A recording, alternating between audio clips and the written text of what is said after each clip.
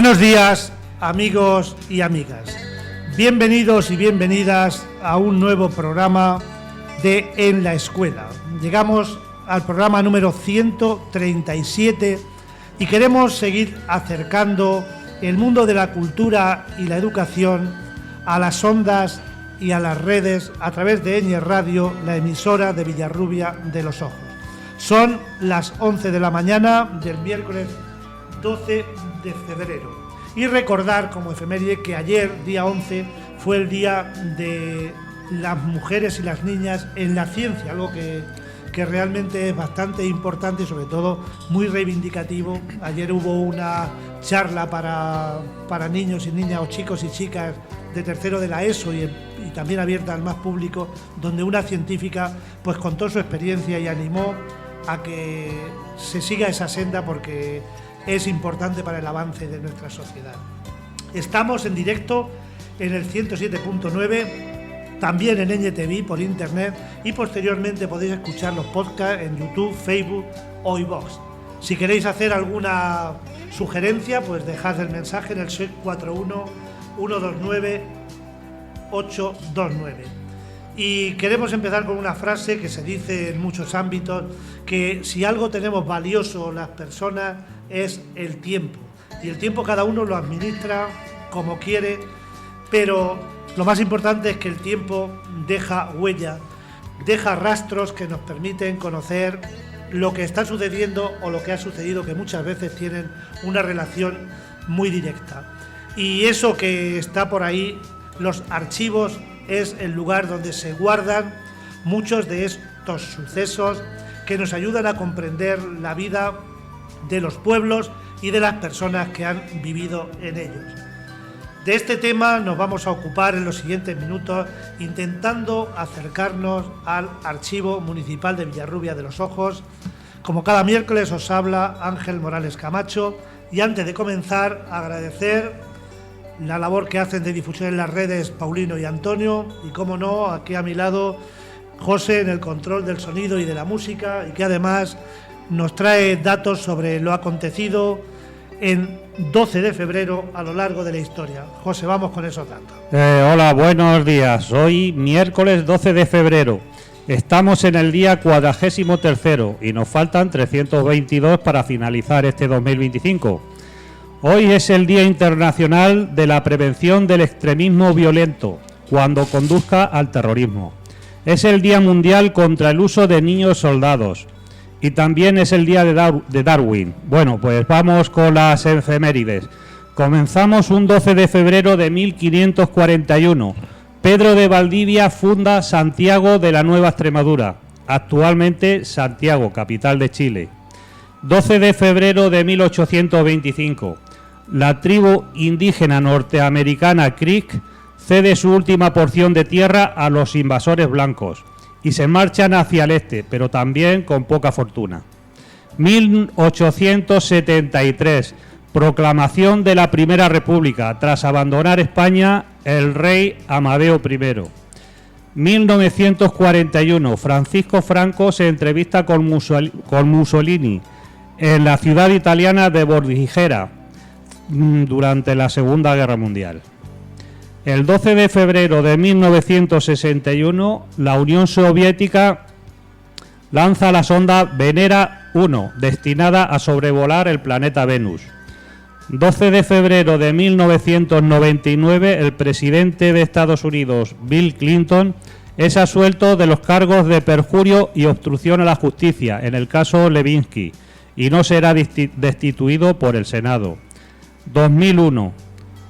Un virus informático que usa la imagen de la tenista rusa Ana Kurnikova se extiende por los ordenadores de todo el mundo. 12 de febrero de 2002.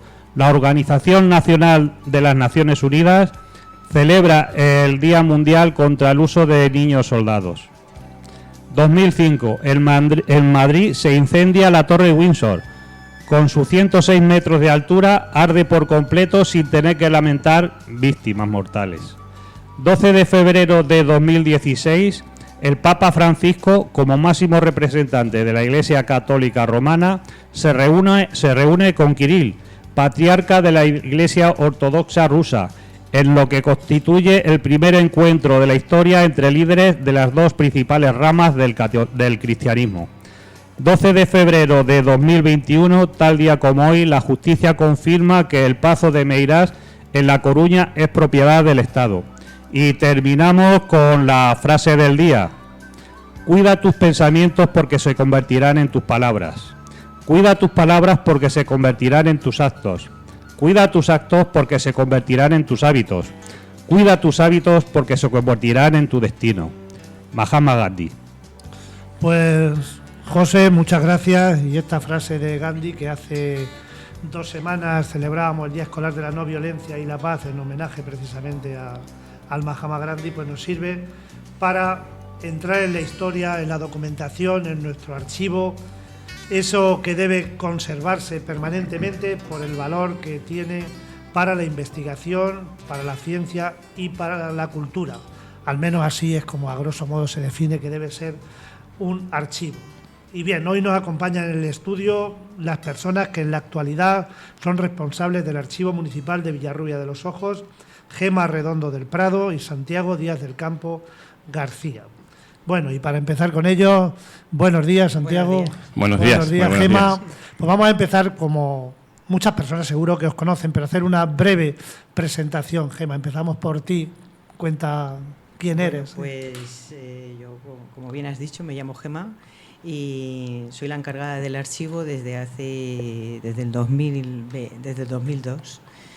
Y bueno, pues como has dicho, en el archivo se conserva la documentación y se trata de dar difusión, que es una de las tareas, y animamos a todo el que sienta una poquilla de curiosidad a que se acerque allí y emplear su tiempo en conocer la historia de Villarrubia. En buscar información. Bueno, ahora desde hace un poco tiempo tienes como colaboradora a Santiago. Vamos a decirle Santi para los amigos. Sí, buenos días, Santi. Sitúate. Bueno, yo soy Santiago, soy historiador, graduado en Historia y actualmente estoy trabajando en el Archivo Municipal llevando a cabo un proyecto de digitalización documental.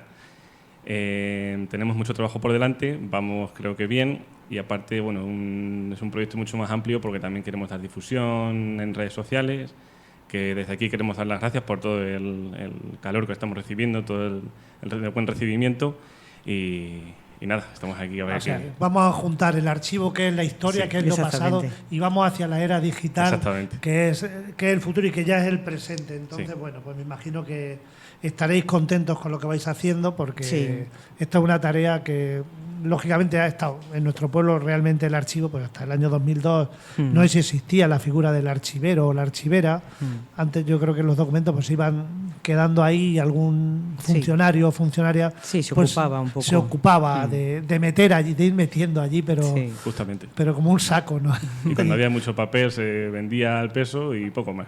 Y eso ha hecho a lo mejor que por desgracia documentos se hayan perdido por la poca importancia histórica que se le ha dado, ¿no? Pero bueno, por suerte ya, Gema dice que lleva 22, 23 años ahí, ya se va custodiando las cosas. Vamos a empezar porque creo que conviene pues conocer un poquito dónde estudiaste y dónde estuviste y en los primeros pasos. El programa se llama En la Escuela y lógicamente pues tengo que abrir la puerta para que habléis de vuestra escuela. Gema, ¿tú dónde hiciste tus primeros estudios? Pues en el Colegio Santa Rosa. En el Colegio Santa Rosa. Santa Rosa hasta octavo, como era antes. Hiciste GB, ¿no? Allí. Sí, hice GB y luego en el Instituto Ruiz de la Hermosa en Daimiel. En Daimiel. Que aquí todavía no teníamos. ¿Allí hiciste BUP? Allí hice BUP, COU y ya pues a la Facultad de Castilla-La Mancha, aquí en Ciudad Real. ¿Qué estudiaste ahí? Filología inglesa. Estudiaste filología inglesa, o sea que también puedes traducir los documentos al inglés en doble. Pues muy bien. Santiago es más reciente, ¿eh? ¿Dónde estudiaste tú los primeros pasos? Primaria empecé en el Virgen de la Sierra, en el Colegio Virgen de la Sierra, pero luego me cambié al Rufino Blanco, donde me diste tu clase, Ángel. Allí coincidimos. Exactamente. Luego la educación secundaria y bachillerato la hice en el Instituto Guadiana, de Villarrubia de los Ojos.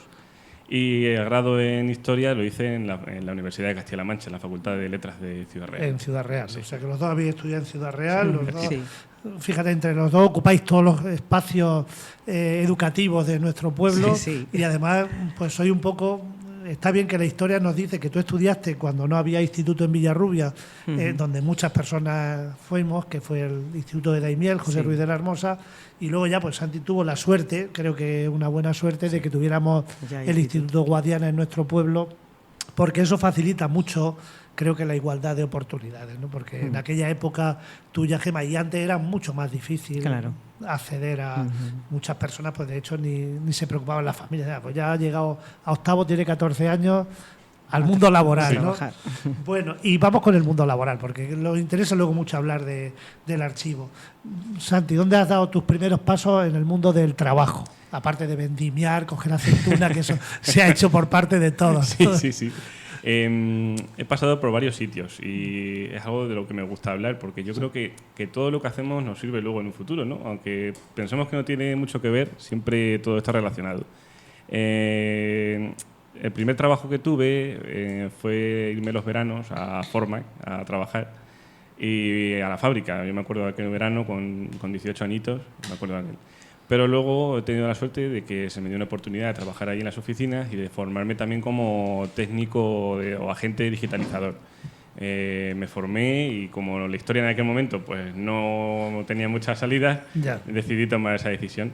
Entre tanto, pues me salió la oportunidad de trabajar en el archivo hace un par de años. Estuve, seguí compaginando bien con Formac y en la actualidad pues estoy igual. O sea, que un hombre del Renacimiento, me gusta De decir eso. conocimiento, de saber universal. Sí, sí, pero sí, la sí. historia siempre como referente, ¿no? Siempre has estado ahí siempre. pendiente de la historia, ¿no? Sí, porque al final es mi pasión, es lo que, Claro. lo Y- que me mueve. Incluso harías las prácticas, me imagino, de la carrera en algún instituto de aquí, ¿no? ¿O no? Me saqué el máster de Sí. formación de profesorado y lo hice en las Dominicas. En las Dominicas, ya fíjate, ya has pasado por Sí, todo. sí, he pasado por todos lados. Sí, sí. Muy bien, y como dice Santiago, está muy bien porque uno aprende de todas las experiencias Sí. laborales, educativas, sociales, y lo importante es pasar y sobre todo aprender, ¿no? Y Gema, tu mundo laboral, tu Pues mi mundo currículum, laboral empieza pues en dos academias de aquí, nuestro como pueblo. profesora de inglés, particulares, y continúa con clases extraescolares en el Colegio Santa Rosa por la tarde, También de inglés. también de inglés. Y cuando salió lo de la plaza bueno, fue a través de una subvención, en principio, pues de archivero o archivera.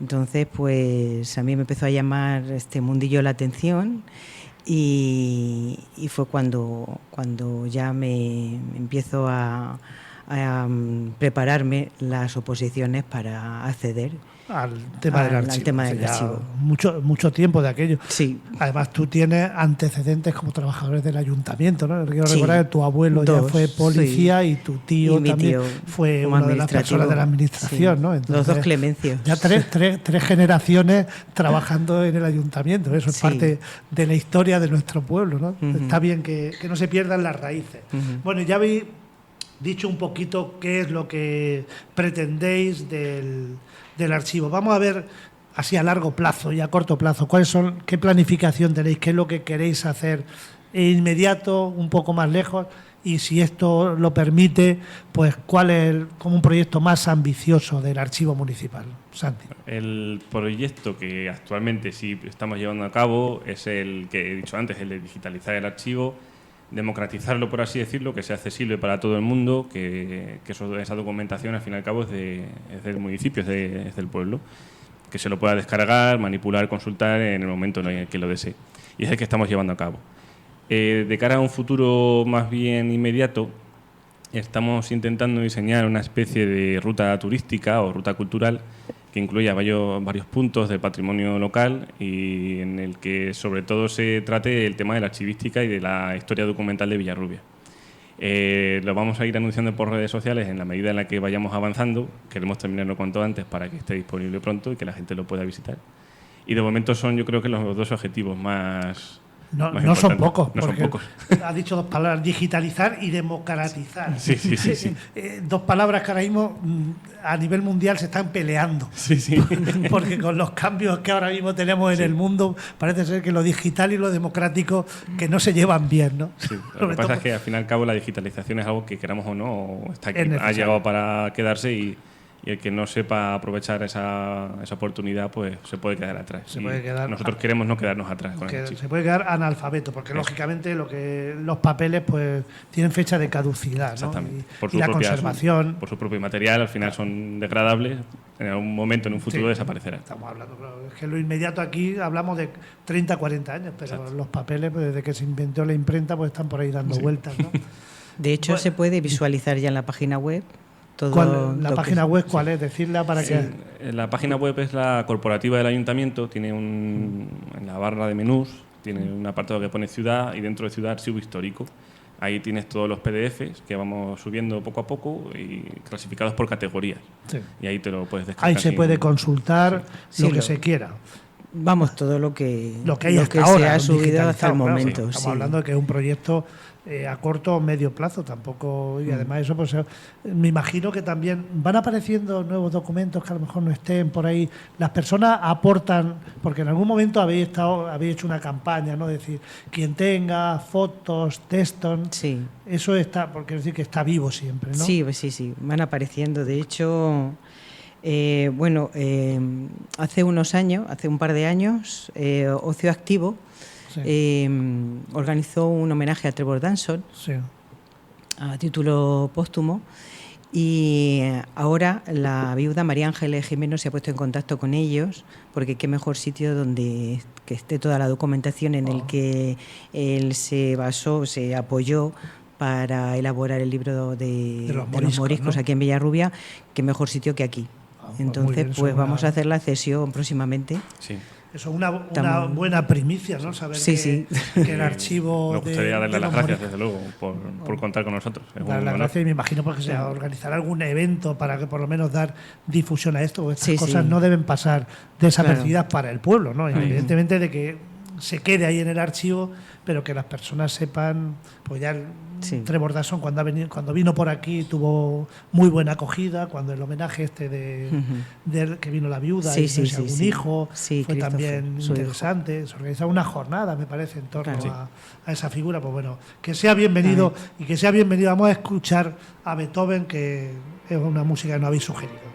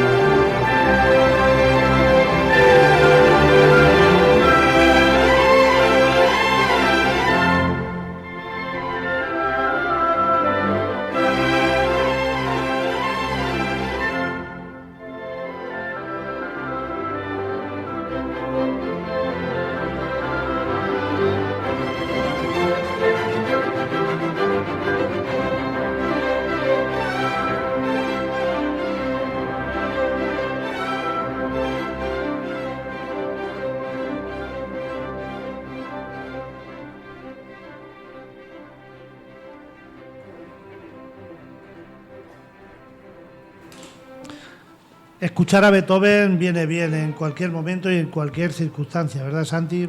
¿Por qué nos ha sugerido esta canción de Beethoven, de la Sexta Sinfonía concretamente y el primer movimiento, ¿no? Sí, Beethoven es uno de mis compositores favoritos, la música clásica siempre está presente en mi vida y bueno, eso se lo doy también a mis padres, a la educación que he recibido de ellos. Y bueno, para hablar de estos temas, que yo creo que son temas agradables, que no son temas que no son escabrosos, no levantan ninguna herida, ¿no? Qué mejor que la sinfonía pastoral de Beethoven, que es tan idílica y tan agradable de escuchar. Vamos a escuchar como fondo un poquito. Bueno, los archivos nos sirven para conocer el pasado, analizarlo, creo que debemos analizarlo siempre en positivo, para no entrar o cometer los errores que se pudieran cometer en otros momentos. Y de ahí que sea tan importante que la ciudadanía sepa cómo llegar a estos documentos. Y ahí está en la página web que me habéis dicho antes para que las personas de nuestro pueblo y de fuera se acerquen. Hoy queríamos hablar con vosotros sobre el callejero de nuestro pueblo. Antes quiero agradecer a Miguel Ángel, uno de los carteros que trabaja en nuestro pueblo, que algunos datos los sugirió él, pues una persona con curiosidad sobre la historia, y le agradecemos pues esa aportación que también sirvió para base de este programa que hoy vamos a hablar. Queríamos empezar por separar de alguna manera por las más antiguas calles que tenían que ver con la época medieval. También aquí decir pues que igual en principio queríamos ser muy ambiciosos, queríamos abarcar muchos nombres, pero luego chocas con la realidad que a lo mejor no es tan sencillo acceder a la información de eso. Entonces, eso en este momento no puede ser positivo, pero es positivo porque nos permite seguir mandando ese reto para que otra vez volvamos a hablar de lo que hoy se queda pendiente, ¿no? Sí. Bueno, y por empezar por alguna de las calles, empezamos por una calle que yo creo que tiene un nombre precioso, la calle Enjalmería. Sí, la calle Enjalmería, pues tenemos varios datos gracias a Isidoro Villalobos, que fue el primero en dar una explicación acertada del porqué de esta calle. La enjalma es una especie de aparejo o albarda para bestias de carga, que generalmente eran los burros. Esta enjalma estaba hecha a base de cáñamo, tradicionalmente, y de lo que Villarrubia ha sido históricamente muy rico. Debieron fabricarse en algún establecimiento situado en esta calle alrededor del siglo XVI o incluso antes, porque ya en el catastro de Marqués de Ensenada este oficio ya no se recoge. En cambio, sí se recoge el de albardero, que es una nomenclatura que recibió este oficio en épocas posteriores. O sea, la albarda, eso lo hemos oído, es un aparejo que se usa habitualmente. Mira, a propósito de esto, ayer fue el día, como dijimos antes, de la mujer y la niña en la ciencia.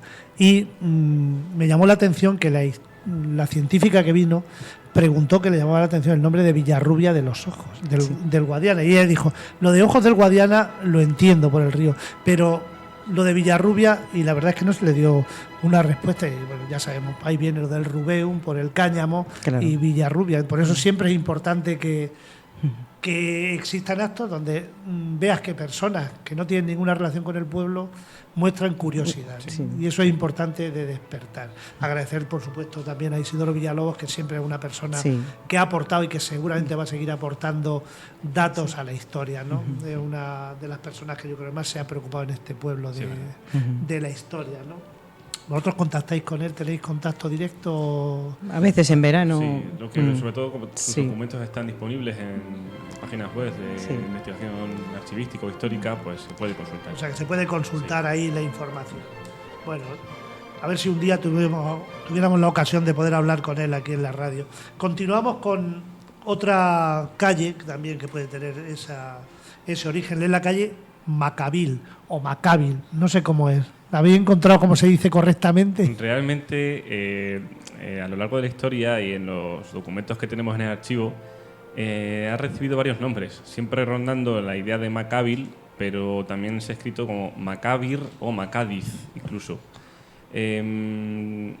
Macavil es una calle que, por lo que he buscado, solamente está aquí en Villarrubia, no hay otra nomenclatura similar en España. Que proviene seguramente del árabe, aunque en el hebreo hay una palabra similar. En árabe es Makbara. Makbara significa cementerio. Aparte, en la cultura árabe los cementerios siempre han estado fuera de los muros de la ciudad, ¿vale? ¿Qué quiere decir esto? Pues que suponemos que este cementerio de época islámica estaba situado fuera de lo que era el casco urbano de Villarrubia, que en aquella época era muy pequeñito, no llegaba mucho más allá de la calle Maccabi. Sabemos que tampoco debe ser una palabra de origen hebreo, porque la presencia de judíos en la Villarrubia medieval es ínfima. Trevor Dodson, que escribe también sobre este tema, enumera dos familias. Una, la de los Villarrubia, que se pusieron el nombre de Villarrubia, se convirtieron al cristianismo, pero esos acabaron mal, fueron quemados en la hoguera en Ciudad Real. Y luego, por otro lado, también están los Soria, que también los mencionan como judíos conversos. Y quitando eso, poco más. Lo que sí sabemos es que en torno a unos 700 vecinos de la Villarrubia del siglo XVI eran moriscos. 700, cuando tenía Villarrubia en aquella época, 2000, igual. 2000, 3000, Sí, algo así. estamos hablando de casi una tercera parte de la población, ¿no? Una parte muy importante. Y al final era gente que, aunque profesaba el cristianismo de cara a la galería, en el interior seguían siendo musulmanes, aunque no podían manifestarlo. No podían manifestarlo, y aparte se fue desvirtuando la forma de profesarlo, porque no tenían autoridades religiosas, no tenían un sitio donde hacerlo, ¿vale? Pero lo que sí tiene toda la pinta es que toda esta población, que era morisca, vivía en el denominado Barrio Nuevo, que tenía todo, menos de nuevo, tenía todo.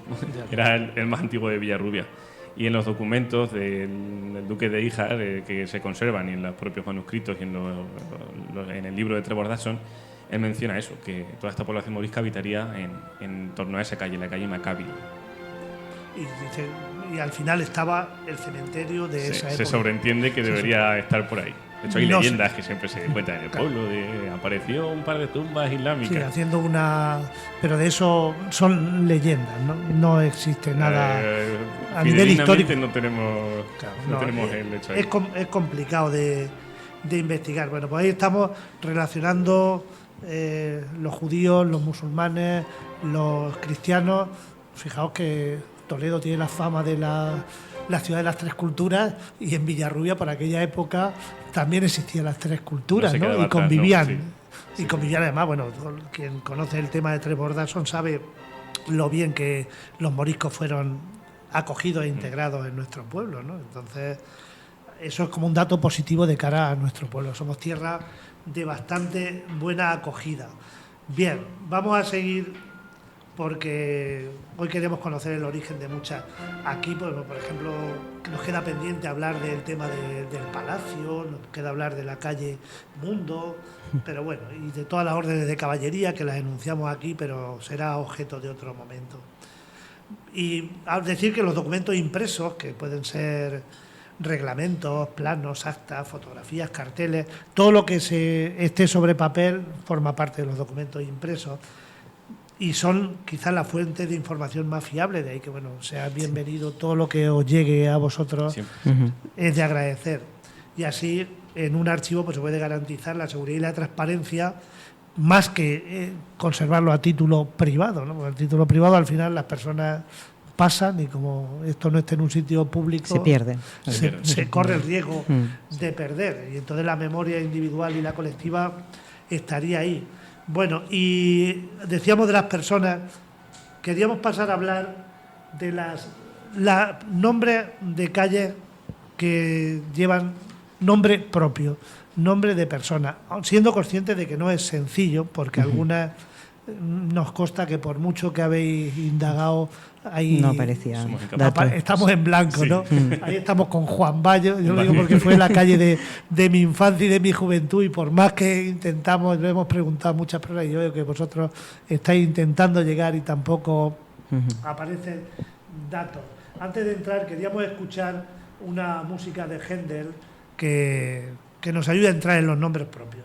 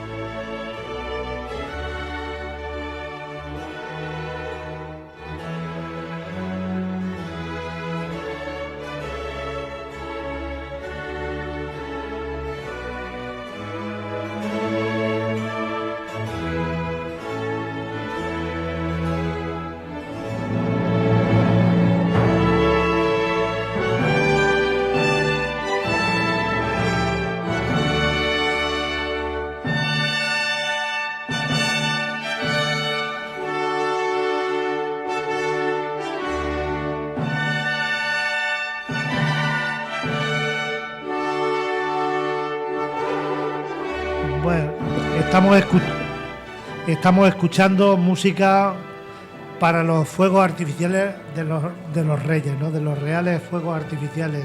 Santi Gendel, ¿qué te sugiere a ti? Bueno, esta música es hecha para reyes, para los reyes de Inglaterra.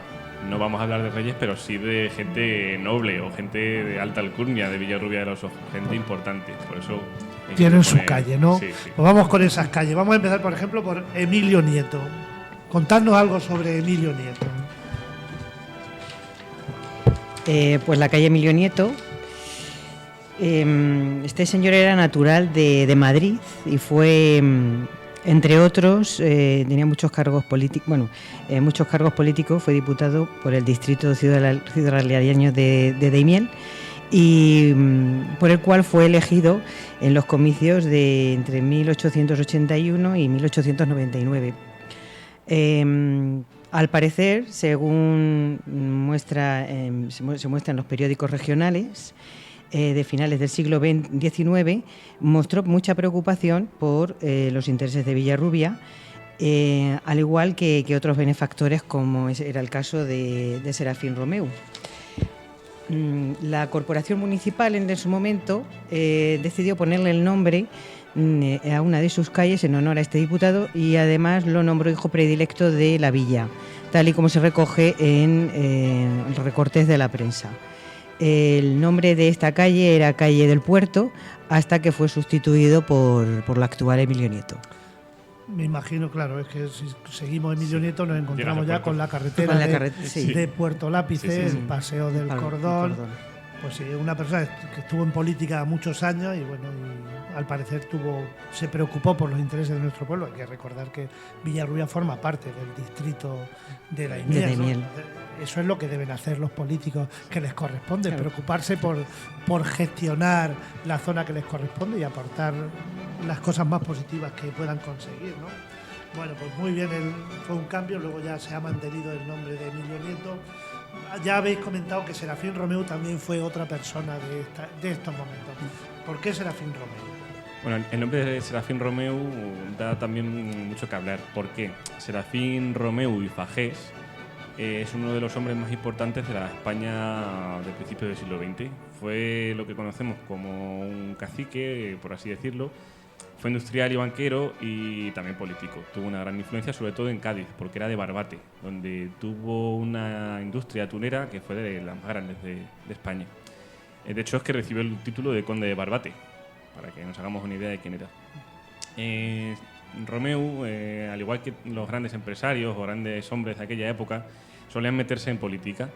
Y en un momento dado pues se presentó, al igual que Emilio Nieto, por el distrito electoral de Daimiel. Lo que se solía hacer en esta época es, para ganar el voto de los grandes contribuyentes, que eran solamente los que podían votar, era invertir en esos pueblos. Pues tenemos la constancia de que en 1915 Serafín Romeu hace una generosa donación al Ayuntamiento de Villarrubia. Son 16.000 pesetas de la época, que era una barbaridad. Una suma importante. Sí, para que se realice la obra que más oportuna le parezca al Ayuntamiento. Esta obra va a ser el lavadero, que los más jóvenes no hemos llegado a conocer, pero estaba en lo que es la actual residencia anciana. El lavadero, todavía están allí las pilas de piedra, sí. como recuerdo. Exactamente. Además, este hombre intercedió para arreglar las carreteras que unen Villarrubia con Daimiel y estuvo detrás de un proyecto muy ambicioso que hubo para hacer una línea de ferrocarril que uniese Alcázar de San Juan con Fuentefresno y Malagón, que pasaría pues, por el puerto, por Herencia, Villarrubia, Fuentefresno. Y aunque estuvo a punto de llevarse a cabo, cuando se estaban procediendo a las expropiaciones de las fincas, se paralizó. Y este hombre es muy curioso también su historia, porque cuando estalla la Guerra Civil, él viaja a Italia en el 37, y lo que parece que iba a hacer era negociar con la Italia de Mussolini para comprar barcos de guerra para el bando sublevado. Y es allí donde muere en extrañas circunstancias. Se dice que fue un espía del Frente Popular quien lo asesinó, y de hecho es que luego la Armada Republicana bombardeó su atunera en Barbate como forma como represalia, ¿no? Sí. Fíjate qué curioso, que en Villarrubia siempre hemos hablado de que no somos un pueblo bien comunicado, ¿no? Este hombre ya tuvo la iniciativa hace más de 100 años y sin embargo no No se se llegó. volvió a retomar nunca Exacto. más, y ahí quedamos aislados del ferrocarril, también de las carreteras importantes, y tenemos, bueno, pues sobrevivimos con lo que tenemos, pero bueno, fue un adelantado. Sí. ¿No? Es un dato muy curioso saber que Serafín Romero intentó. Se llamaban cuneros, creo yo. Las personas se presentaban por un distrito diferente, que todavía sigue existiendo. Sí, O sea, que, sí, sí, que sí. eso todavía Sí. los partidos políticos colocan a personas que no tienen nada que ver con la provincia, en este caso, que se presentan, pues para que obtengan el acta de diputado o de Exactamente. senador, que bueno, que después de No tiene todo. nada que ver aquí con Claro, no tiene Villarrubia, nada que- pero bueno. Pero bueno, que están. Sí. Quiero decir que eso, que parece que en aquella época se llevaba, se sigue llevando en la actualidad. Otra persona que creo que es significativa en la historia de nuestro pueblo es Sarrié. Sarrié ahí con X, algo que no es muy corriente en los nombres de esta zona. Sí. Por supuesto, un apellido igual que los otros dos, no hay nadie, como no tuvieron vínculo familiar con el pueblo, pues no sea. Creo yo que no hay nadie que No. siga manteniendo esos apellidos. ¿Quién fue Sarrié? Pues don Antonio Sarrié de Abelló fue capitán de infantería, graduado como coronel y habitante de Madrid. Fue un militar que estuvo presente en las unidades militares leales de la reina Isabel II y durante la primera guerra carlista. En este contexto y destinado en La Mancha, pues debió conocer a su esposa Villarrubiera, Genara Soria Caravantes, de familia acaudalada y propietario de amplios solares, en los que ahora lo que ahora es la manzana que compone la calle Sarrié, la calle Alicante, la avenida de la Virgen, Soledad. Y el 27 de diciembre de 1868 el ayuntamiento concedió a Genara, ya viuda, ponerle el nombre de esta manzana de Sarrié a una serie de casas de vecinos que se estaban construyendo en esos solares, y además Genara donaría también los terrenos para la construcción del convento de las Hermanas Clarisas. Como dato curioso también mencionar que lo que conocemos como Casa Blanca, que está situado en la dehesa de Zacatena, también fue propiedad de Antonio Sarrié. Y al hilo de lo que estabas diciendo sobre que ya no existe aquí el apellido Los Sarrié, apellidos.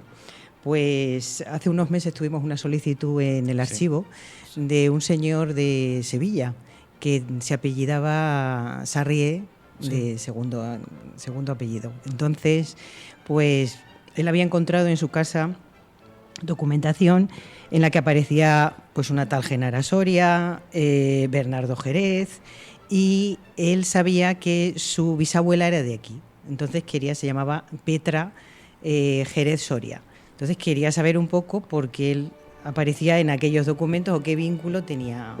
Sí. De hecho, el señor vino a visitar, como sabía que su bisabuela era de aquí, pues vino a visitar el pueblo y fue cuando se encuentra con la calle Sarrié. Ajá. Entonces ya se le despierta un poco el interés. Pues claro, investigando nos dimos cuenta que Genara Soria tenía dos hermanas, Luisa y Crisanta. Luisa estaba casada con Bernardo Jerez, que era apoderado de Genara. Ajá. Luisa y Bernardo tuvieron a Petra, que era la bisabuela De este hombre. este señor. Entonces le hizo mucha ilusión Sí, sí. pues que le comentáramos todo esto.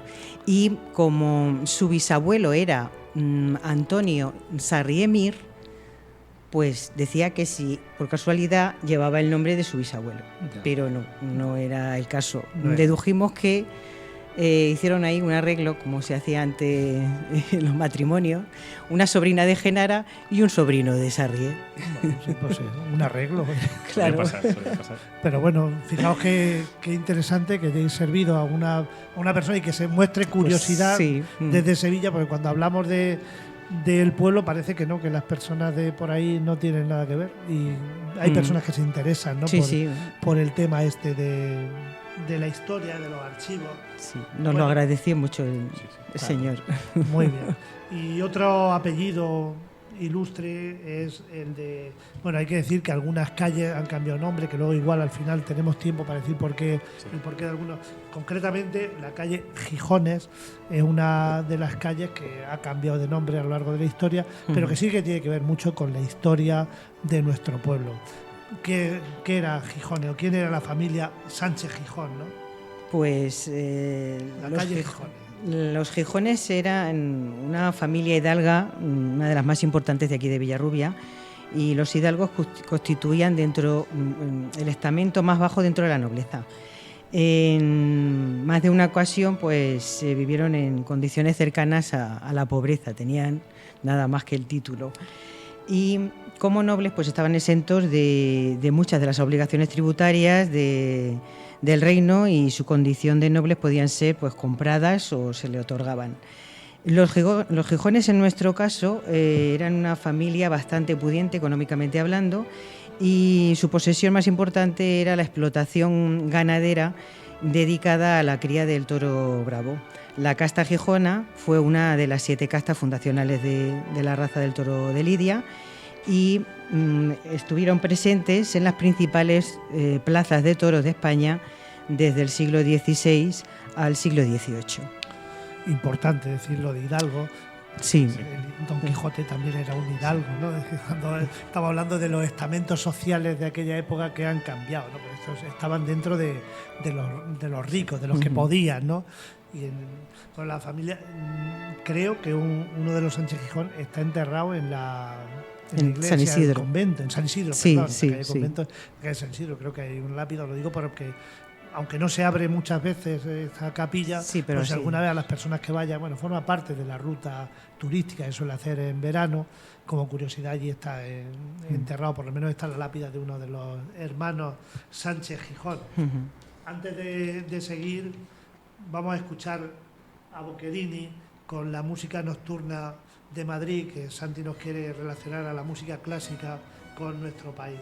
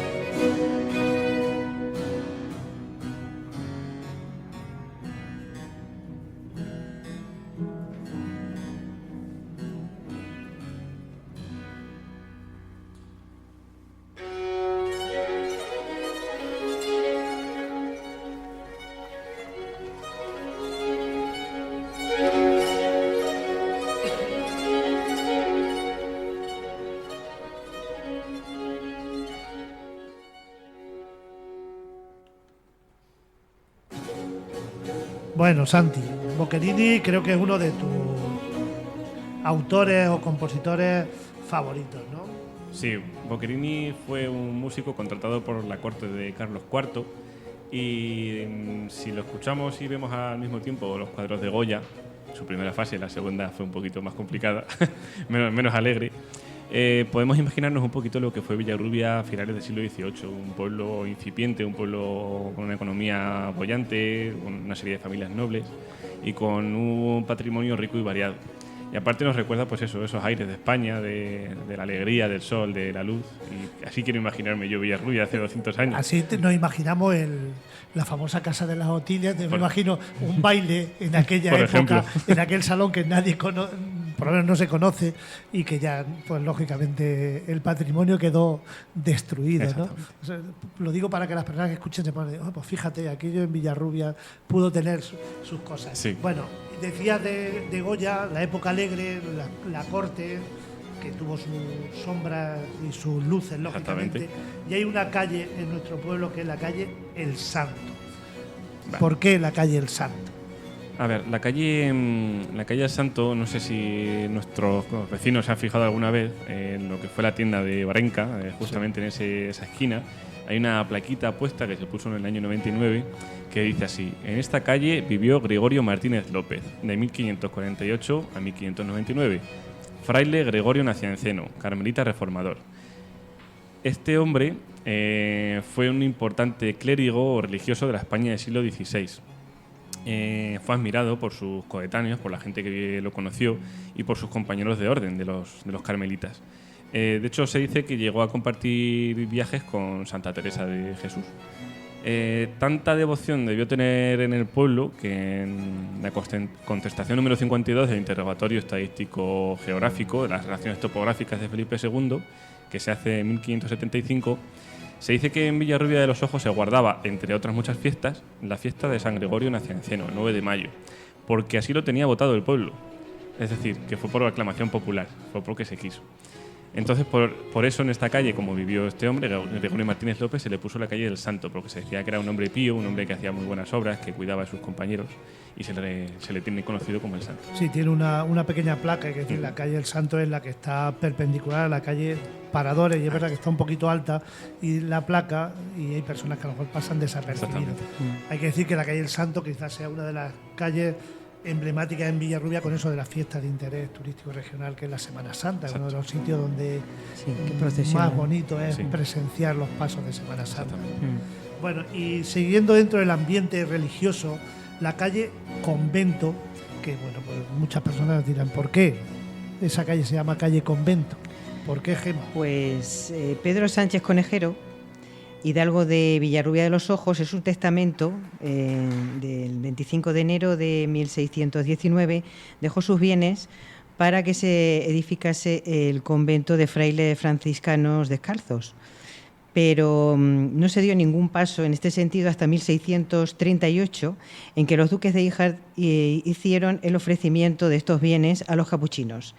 Y así se hizo efectivamente el 2 de junio en la ermita de Nuestra Señora de la Caridad, que se situaba cerca de la plaza, como nos dice en su libro Fabián Martínez Redondo, que escribió bastante sobre las ermitas, y según el catastro de Marqués de Ensenada se situaba cerca de esa plaza. Los duques de Híjar dan a los capuchinos la posesión de la citada ermita y sus dependencias como casa conventual, hasta que se elija un nuevo lugar más adecuado para la instalación definitiva del convento. Y fue en el día de San José, en 1644, cuando se puso la primera piedra del convento en el sitio donde está actualmente. El convento cae en desgracia a principios del siglo XIX, cuando los franceses expulsaron a los monjes y utilizaron el edificio como acuartelamiento. Si bien los capuchinos volvieron, y así nos consta en los libros de actas municipales. Sabemos que en la Primera Guerra Carlista el convento fue incendiado por una partida de estos y con la intención de matar a los milicianos nacionales que se habían atrincherado dentro. El incendio, pues con este incendio el edificio quedó muy dañado, destruyéndose, entre otras cosas, como siempre, pues la librería y los archivos. Sí. Qué casualidad. Sí. Más tarde, en este mismo lugar, se construye un hospital de caridad y el edificio fue desamortizado a mediados del siglo XIX. Vamos a intentar aclarar una cosa. ¿El convento es la ermita de San Isidro o no es la ermita de San Isidro? Porque parece ser que sí. Cerca donde está la escuela de folclore se le llamaba, fueron escuelas públicas y se llamaba el Hospitalillo. El Hospitalillo. Sí, pero yo creo que ese Hospitalillo no tiene nada que ver con este. Creo yo, claro. Está con la ubicación. Como están muy cercanos.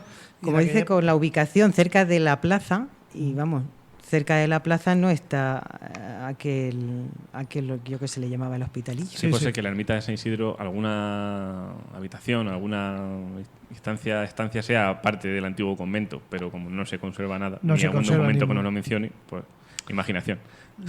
Imaginación también, sí, se sabe que hay muros, hay en casas aledañas, parece que aparecen algunos muros de aquel convento. Bueno, pues ya sabemos que la calle Convento tiene que ver con aquello.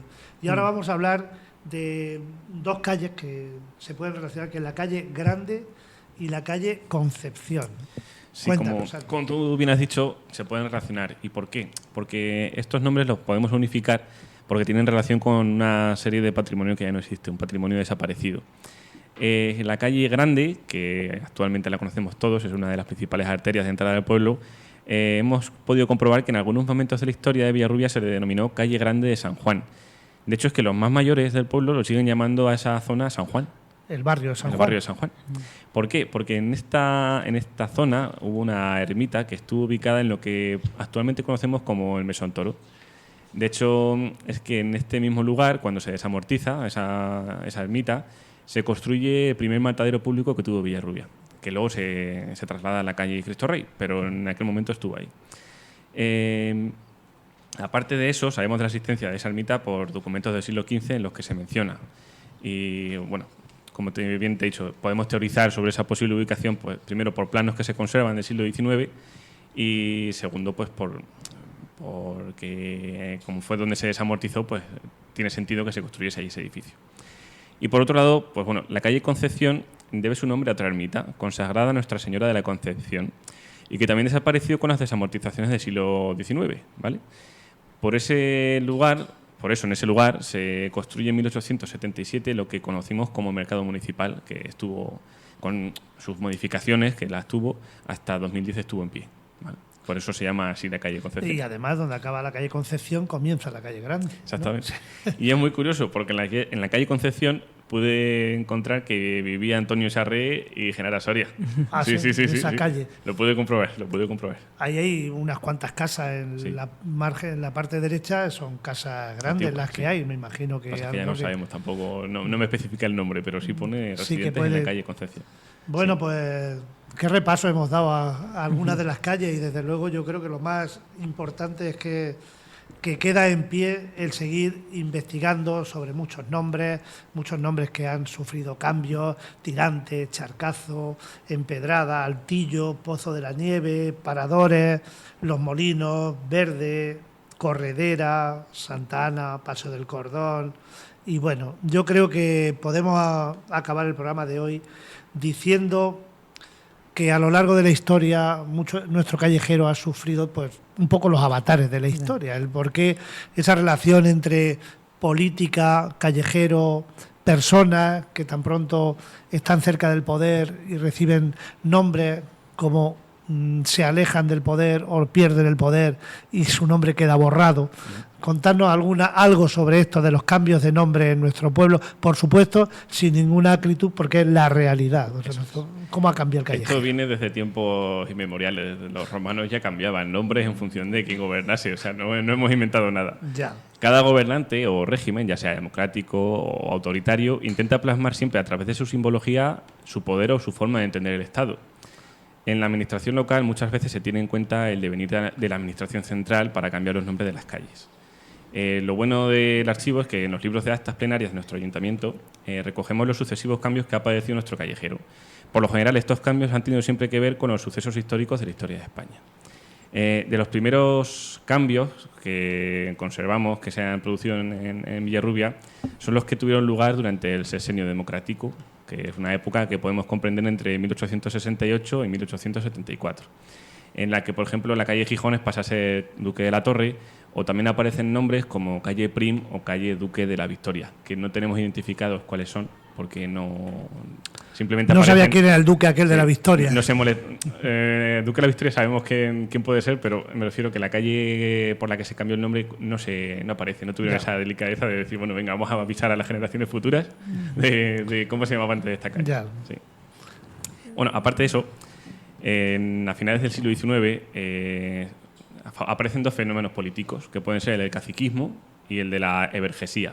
La evergesía es un término que hace referencia a un acto de relativo altruismo llevado a cabo por los miembros más prominentes de una sociedad. Estos miembros prominentes destinarían parte de su riqueza a realizar mejoras en las infraestructuras o embellecer los cascos urbanos de las poblaciones.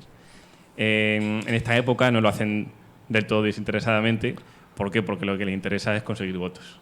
¿Vale? Que es, por ejemplo, como hemos mencionado antes, a Emilio Nieto, a Serafín Romeu. La calle Emilio Nieto hemos dicho que era calle del Puerto, y en la calle Serafín Romeu era la calle del Caño, por el caño que estaba arriba. También se le llama calle del Agua, también alguna vez, ¿vale? Pero sí. Luego, en la Segunda República, os lo comenta hubo cambio. En la Segunda República, pues, concretamente la Plaza Alto Palacio pasa a ser glorieta de Pablo Iglesias, paradores a Estanislao Figueras, Tirante a General Aguilera, Empedrada a Sanchis Banús, Barrerías Salmerón, Tenerías Antonio Maura, Maccabi 14 de abril, Hornillo a Cristóbal Colón, Calle de la Reina a Rafael Gasset, Verde a General Espartero, la calle Corredera a calle Castelar, Charcazo a Canalejas, Molinos a Pi y Margal, Pablo Iglesias a Gijones y Toro a Concepción Arenal. O sea que ahí vemos unos cambios en el momento de la República, el año 1931, me imagino, pues que Todos utilizan los nombres de todos los el- políticos sí. de aquella época y algún militar. Incluso se remiten a presidentes Sí. de la Primera República. Figuras históricas del republicanismo español. Sí, es curioso. Eso fue en el año 31. Fue Bueno, más 31 o bien 34. 32, así Sí, fue cuando bueno. se cambiaron esos nombres. Lo que pasa es que lo que pudimos comprobar es que la Gijones se cambia a Pablo Iglesias, pero pronto se vuelve a poner otra vez como Gijones. Y no Sí. será hasta el 36 cuando vuelva a ser Pablo Iglesias. Eso sí lo podemos O comprobar. sea, fue muy efímero. Sí, Algunos fue- cambios duraron poco Sí. tiempo. Pues entonces un cambio importante pues afecta a muchas calles del año de la República. Luego ya, Más tarde, durante el franquismo y al poco acabar la guerra civil, a los poquitos meses, las calles vuelven a padecer un cambio de denominación y serían las siguientes. La Empedrada pasa a llamarse Calvo Sotelo, Los Molinos, García Baliño, que fue uno de los militares que en el 39 llegó aquí primero al pueblo. La calle Charcazo pasa a ser General Mola, la Parador el General Sanjurjo, la Glorieta del Pato pasa a ser Glorieta de los Mártires y la Plaza de la Constitución Glorieta de Caudillo. Pero, por ejemplo, también tenemos la calle Macábil, que pasa a ser Gregorio Cabezas, que era Villarrubiero, la calle Gijones, que pasa a ser José Antonio, primo de Rivera, y la calle Toro, que pasa a ser la calle Queipo de Llano. Bueno, y por último, en democracia, se crean algunas nuevas calles durante todos estos años del franquismo y se le dan nombres de personajes del franquismo. Entonces, pues bueno, vuelven a cambiar ya en democracia y serían, por ejemplo...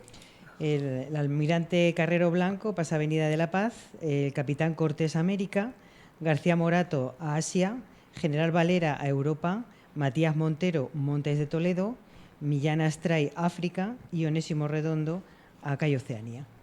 esos son unos cambios que son posteriores. O sea, que la democracia pone sus Ahí está. nombres y luego después se recuperan algunos nombres ya después, en el año 90 y algo. El año 92. 30 pues, de marzo de 1992. ya estamos con el actual Sesión callejero plenaria. prácticamente, Menos ¿no? una, Sí. que es la calle Cristo Rey, La calle que Cristo fue la Rey. única que no recuperó su nombre, que era la calle de la Corredera. La calle Corredera, aunque muchas personas hay que decir que siguen llamándola Sí. calle Corredera, tampoco tenía, bueno, pues esa es la evolución histórica que, bueno, tiene sus cosas buenas, sus cosas malas. A lo mejor también nos ayuda a conocer un poco la historia, el hecho de los nombres de calle y por qué determinado sistema político los cambia, pues nos da a conocer en muchas ocasiones la tolerancia o no tolerancia de las distintas corporaciones, ¿no? Y también que no somos sujetos pasivos en la historia, que al final Villarrubia es un pueblo pequeño, pero que está ahí y los cambios también se aplican en Villarrubia. Sí. Todo, o sea, se aplica a todo el país. El único cambio no tenemos el del ferroviario, ¿no? Aquel que empezó en el siglo XIX, que Sí, sí, todavía sí, que ese se ha quedado ahí.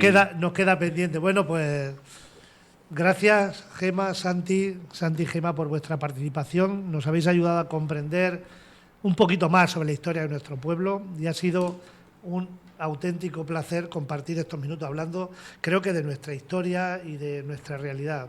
Ya desde este momento os emplazo a que sigáis investigando y que nos sigáis contando, dando información sobre los avances en nuestro archivo. Antes de dejaros la última palabra, no olvidéis a que nos escucháis, sugerir temas o formular preguntas relacionadas con la educación, la cultura, la sociedad de nuestro pueblo, dejando el mensaje en el 641-129-829 y agradecer a José la labor en el sonido. José, buenos días y muchas gracias. Bueno, pues gracias a Gema y a Santi por colaborar con nosotros, y está visto que la historia de un pueblo se conoce por el nombre de sus calles. Pues os emplazo a que cuando queráis aquí tenéis un micrófono para hablar de vuestras cosas. Bueno, gracias. Gracias a vosotros. gracias también Antonio y Paulino por subirlo a las redes. Avanzamos que la próxima semana hablaremos de educación, en este caso concretamente de una escuela infantil que se llama Soletes, y con Raquel, la persona que la dirige, tendremos oportunidad de charlar sobre esta experiencia. Será el miércoles 19 de febrero y recordad que la mejor arma contra la barbarie es la cultura y la educación. Y cómo no, conocer nuestra historia como algo esencial para no volver a cometer los mismos errores. Santi, Gema, en este momento ya, además de daros las gracias, os dejo para que os despidáis de la audiencia, porque aunque queda mucho por investigar, ya nos habéis contado parte de la historia de nuestras calles. Bueno, Gema. Gracias a vosotros por darnos otra vez la oportunidad de informar sobre lo que estamos haciendo en el archivo, que yo creo que le estamos dando un nuevo aire. Estamos llegando a gente joven con la cuenta de Instagram. Hay, me acuerdo, refrescame la memoria, ¿cuántos seguidores ya en 3 meses que llegamos? Casi 1000 seguidores, sí, ¿no? No está mal. Eso está bien. Bueno, Gema, muchas gracias. Santi. Lo mismo, muchísimas gracias por contar con nosotros y dar las gracias a todas las personas que muestran interés en el archivo, en la historia de Villarrubia, y también mandar un saludo a nuestros compañeros del ayuntamiento que nos han pedido un saludo, así que se lo mando con mucho cariño. Desde aquí un saludo a todos. Ya han pasado distintos grupos e sí. instituciones del ayuntamiento y seguiremos acercando desde la radio la tarea municipal a nuestros oyentes y nuestros oyentes. Bueno, decir que el archivo es vivo, que está vivo, que tiene futuro, mucho futuro, como la historia de nuestro pueblo tiene muchos años y esperemos que siga siendo. Y como decía nuestra querida Almudena Grande, la cultura es un ingrediente importante de la felicidad.